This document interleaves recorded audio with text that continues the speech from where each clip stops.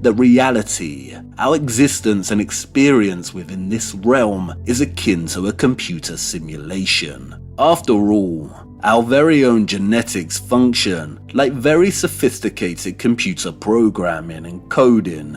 And after all, mathematics, the clockwork of our realm, and the sacred geometry underpinning its core energetics lies behind everything.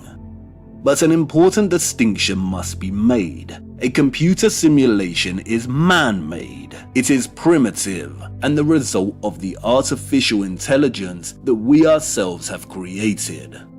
God is not akin to artificial intelligence. God is authentic intelligence.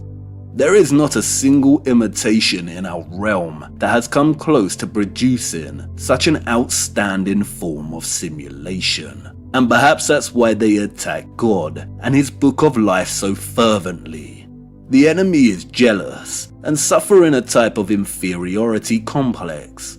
When one has aspirations to be great, to be like the Most High, of course a natural type of envy will arise in that individual, especially if their ambitions are to create a realm of artificial intelligence, a simulation they have full control over, and their opponent is an authentic intelligence of the most sublime standard. And if such an individual allows themselves to be consumed by their envy, then of course, a monomaniacal obsession to destroy and corrupt their opponent's creation will arise within them. And it's here that their favorite number needs discussing. 666, or the Mark of the Beast, really in essence relates to a species' propensity to play the creator, to play God.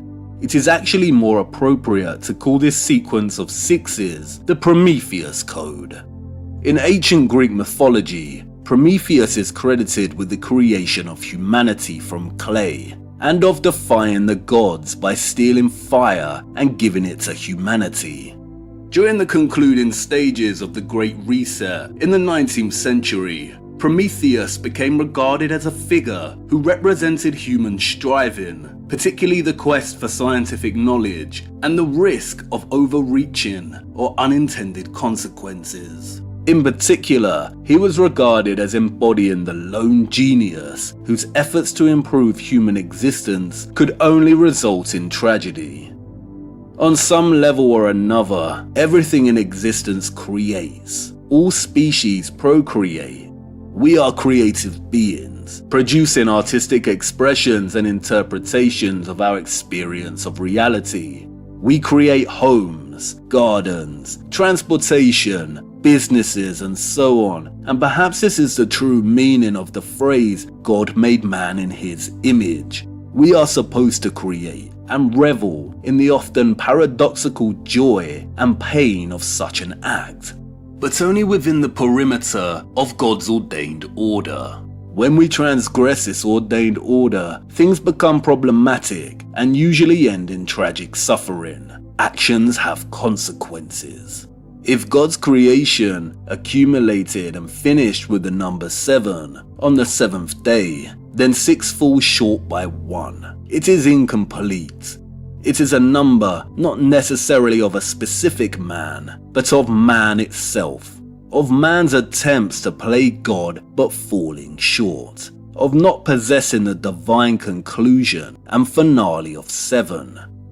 And it's right there in chapter 6 of Genesis. Chapter 6 of Genesis recounts God's displeasure with the state of humanity's willingness to corrupt their genetics under the leadership of the hybrid Nephilim.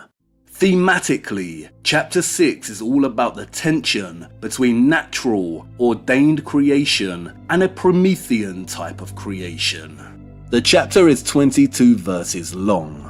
Out of 22, there are only 2 more verses which provide us a sum of 6, specifically verse 6 and verse 15, and both these verses focus on the act of creation itself. In verse 6, it grieves the Lord that he had made man on the earth because of man's innate Promethean nature, and verse 15 details Noah's creation of the ark itself.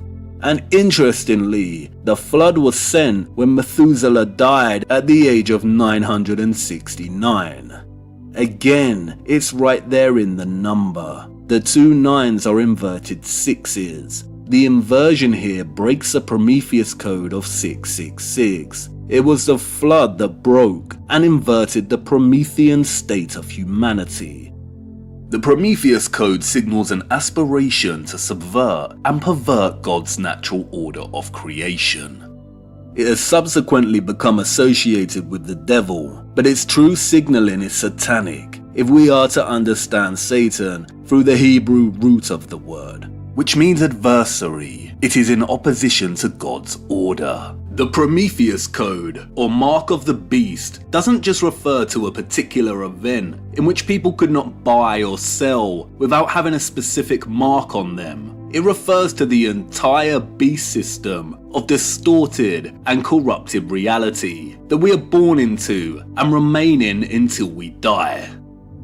And this is really what's at heart when we see reference to the Prometheus code. When the controllers and their puppets integrate this sequence of sixes into their narrative and lies, it is a deliberate hiding in plain sight, their own little sick joke, and their own way of telling us and gaining informed consent. They want us to subconsciously accept their efforts of playing God, to blindly accept their beast system. They unashamedly want us to know where their inspiration is coming from, that they are playing the architect of our perceived reality. If the Bible contains 66 books, then it means at some point they played the creator and removed the other books. And they make it obvious for us, because they try to play a fair game of good versus evil. If they didn't have their own way of telling us and giving us a choice to know, a choice to accept or reject, if they just imposed it upon us, then what are they? Dictators. Parading their code in plain sight is their cowardly idea of playing fairly. And if we are too lazy to investigate things properly ourselves and learn the history outlined in scripture, then more fool us. And this coded sequence is so prevalent, so interwoven into the very fabric of the matrix that governs our perception of reality, that to dismiss it as mere coincidence is naive. It is the mathematical sequence underlying the prism lodged firmly in our minds. For example, in the heliocentric model, Earth's average orbital speed around the Sun is 66,616 miles per hour. Earth's axial tilt measures at 23.4 degrees, which leaves us with a remaining 66.6 degrees.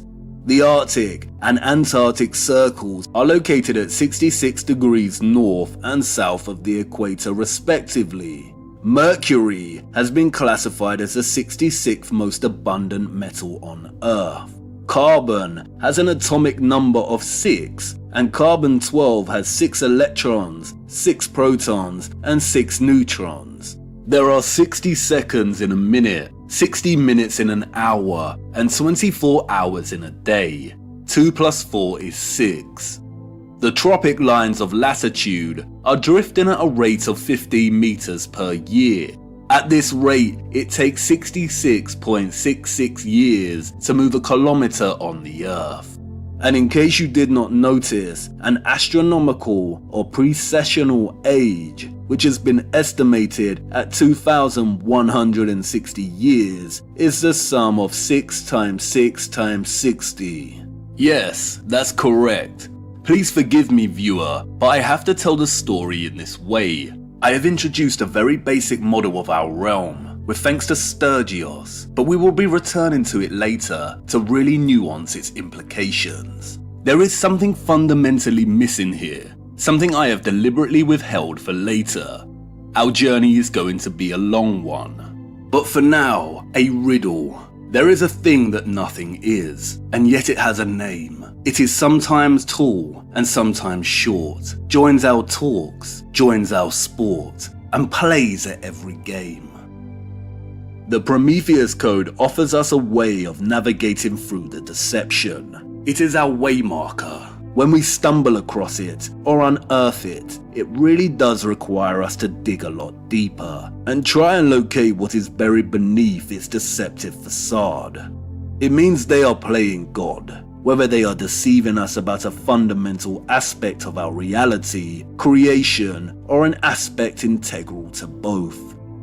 And a question remains: can the Prometheus Code lead us to a better understanding as to the corruption of genetics in the antediluvian era, and the vast dichotomy between the biological differences between human life in that era and our own present time?